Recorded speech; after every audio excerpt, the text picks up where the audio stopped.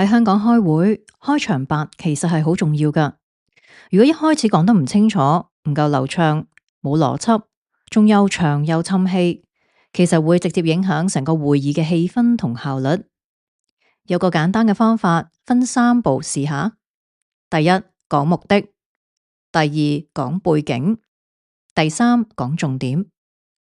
例如，多謝大家今日抽時間開會。上次我哋開會提過啲乜嘢？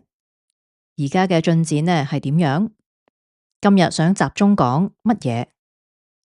喺香港職場，效率係好重要㗎。開場白清晰，大家先至會更加集中去討論，唔係為開會而開會，而係真正要解決問題。